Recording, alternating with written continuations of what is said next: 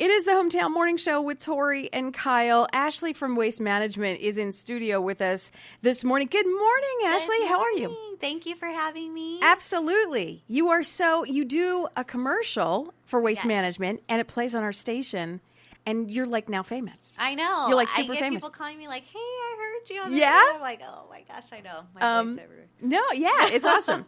So we were talking off air because this is the second time you've been in a couple of months, and I always tell you, you know what, we need more time with you, and I'm not kidding around when I say this because we start talking about recycling, and I am not joking around when I say I thought I was one of the best recyclers in the Santa Clarita Valley. I used to give myself prizes on how much recycling. Then you came in, and boy, did you burst my bubble. Because I'm doing things that are wrong, but I didn't know it. And so here's where we need to straighten things out. Because you may think you're doing great. You're making that effort to recycle, and you think you're helping the planet. But there are a bunch of no-nos. And who knew? Right. That's why you're here. Yes. So let's talk recycling. One of the biggest things I did, which is one of the biggest no-nos, is I used to put all the recycling in a plastic bag tied up all nice and pretty with a bow. Right. Yeah, because you want it just all contained. But the truth is it needs to go loose into your container. Because when it gets to our processing facility where they sort all our recyclables, those plastic bags jam up the machinery.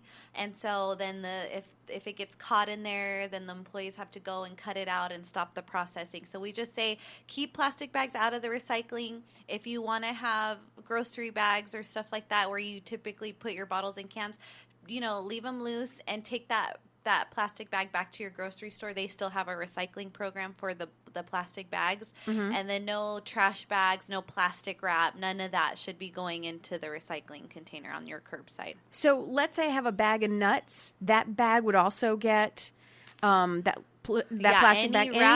Any wrap or bagging of any kind should stay out of the container. Regular trash. Correct. Okay, see? And that's why I'm like, just try to find ways to reuse, find bags you can reuse, and hopefully, stores and stuff will start coming up with more products like this that are more reusable and stuff like that. That way we don't have to throw them into the trash. Exactly. So hopefully you'll see that coming down the line. Explain to me the recycle process. So I put it in, and then we'll get back to more no-nos because there's a list. Yes, there's a lot. Explain to me. So I put all the stuff. It's all loosey-goosey. Okay. And the truck comes and gets it. Now what happens to it? What's the process? Then it goes to Azusa at our processing facility where there's people that are hand sorting your recyclables. What? So it's amazing. If you ever have a chance to go take a tour of the MRF in Azusa, it's the materials recovery facility. It's just mind blowing. So there's like the trucks come, dump it out of the back, and then someone kind of puts that material onto a conveyor belt where it goes, and then it goes through a whole Willy Wonka kind of processing where there's people that hand sort all the big stuff. Like there's bowling balls people think are recyclable that they're pulling off of their rebar, wood, like big things that could be dangerous to process. Okay. And so they're hand sorting, and then there's little belts that kick off the aluminum cans with the magnetic energy, and they go to a different area. The glass goes to a different area. The paper goes, the cardboard. So it's like a whole processing facility, and there's people on the line hand sorting because we need to get to a quality standard, and so we need to get the purest products we can. Is it because I picture like I Love Lucy with the candy. That's what I picture with the conveyor belts. So okay, so that brings us up to things that can't be recycled. Talk to me about, okay, so cottage cheese. I have a nice thing of cottage cheese in a plastic container. What do I do? Is that garbage or recyclable? If you're going to take time to make sure you kind of rinse it out, because that's the thing. We don't want pasta sauce and different like detergent liquid. When it compacts in the back of the truck, we don't want that squirting out into that good paper and cardboard because then it ruins it.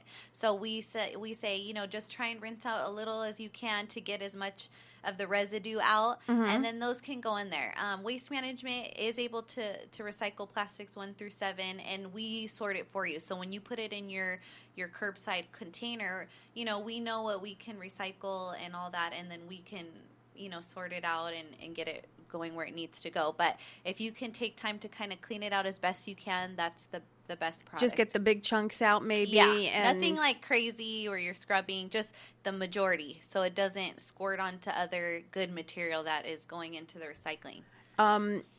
How about milk cartons? Milk cartons. So those are still fine, and then the milk jugs and all that, all that's still good to go. So like I said, just make sure give it a little rinse. Yeah, just empty it as best you can, and then finish it up, and then you can put that into your curbside recycling cart. Excellent. Okay, so now you've got a big list here. We'll try and get through as much as I told you. I need like a whole. I know. I need a whole segment every week. We really and we joke, but it's for real because there's just so much we don't know. Right. And the thing about it is we're ruining what we think is good recyclable material because we're just ignorant to it. We're not being right, malicious. You're not trying to do it on purpose. Yeah, and we that's just don't the thing. know. And that's why we're always trying to get out any way we can to promote what goes in the recycling. We see a lot of batteries and a lot of like pool chemicals right now in the summer going into the recycling, and that can create fires. So we ask that you keep all those electronic kind of stuff with plugs on them, batteries, the coals from your barbecue, your pool chemicals out of the recycling because it sparks with those fibrous materials and can start fires. But why would someone think that batteries are recyclable in that and it happens all the time because people don't know what to do with them, and so then they're like, oh, I'll just throw it in here.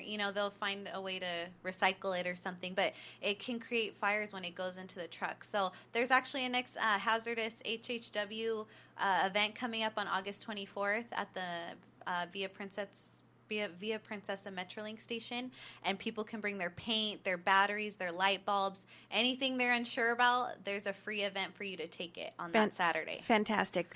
7:50. We are talking to Ashley now, with Ashley from Waste Management, who has a whole list of things.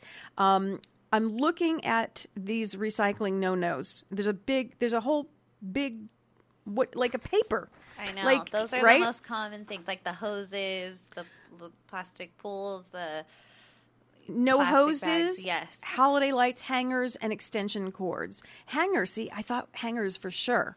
Like wire hangers that you get from the cleaners, take them back to the cleaners. Yeah, that's what I'm saying. Try and see how I can repurpose it, reuse it, cut down on what I'm buying. Just start with those R's first, and then recycle should be your last. I think that's a great word to use, repurpose. Right. Repurpose some of this stuff. Here's a big one that just blew my mind. No non-recyclable plastic, and I thought all plastic was recyclable, but you have a picture of one of those kiddie pools, the blow-up kiddie pools, and a big red line through it. Yes. So not all plastic is recyclable. It's true because they're made up of different types of plastic, and so there's certain ones that are recyclable. Like I said, we'll take 1 through 7. There's ones that are better than others, like your water bottles and all that. But we'll find markets for it, and so that's why I say just put it in your recycling container. Just no food or liquids, please. That's like a big no-no.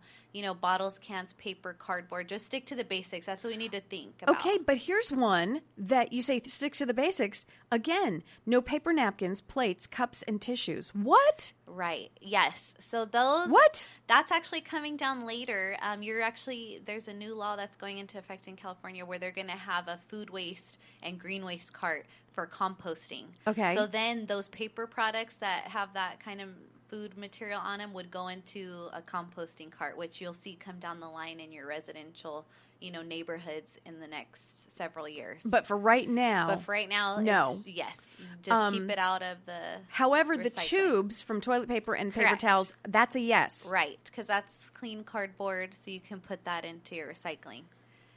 We talked about pizza boxes. Oh, so yeah. Remember with the grease, if there's that cheese and grease on it, then it can't be. It can't be recycled, and so it'll contaminate other things. Unless you're a hardcore recycler, you're going to tear off the pieces that are. But if it's if there wasn't a lot of oil and cheese on it, recycle it. But if it's like covered in grease, then I would just trash it. Let's be honest, it usually is. Yeah. Because that's why if we it's love. a good one. Yeah. Yeah, that's why we love pizza. Come on, let's be real.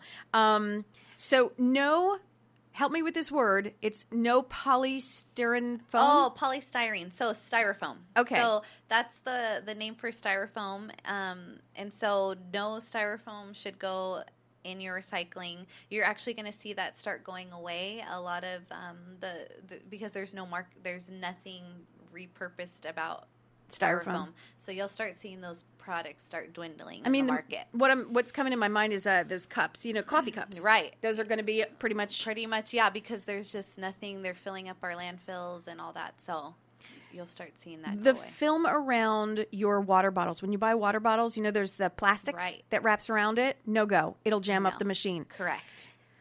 These are amazing. No tires, no scrap metal, no wood, no yard waste. Now, yard waste, that we've got a basket for that. We've got a green basket. Use the green basket. And I've seen blinds, people putting blinds, their kids' play sets that they're trying to get rid of now, like this little plastic slides. But no, I know we're trying to do good and think, plastic, but like I said, we need to get back to the basics of bottles, cans, paper, cardboard, glass, and anything else.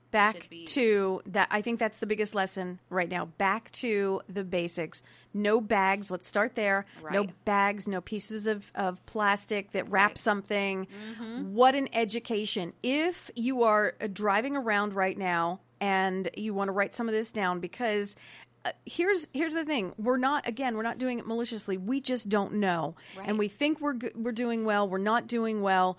Recycle often, recycleright.com. Correct. Go there. It has everything you need. Everything you need for more information. And trust me, we need it, because I thought I was great. I'm not so great anymore.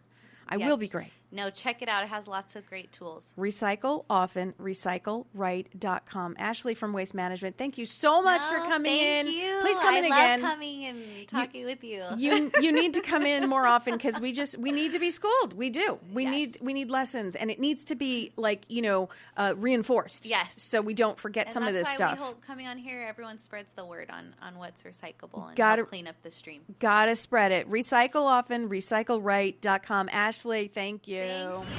Santa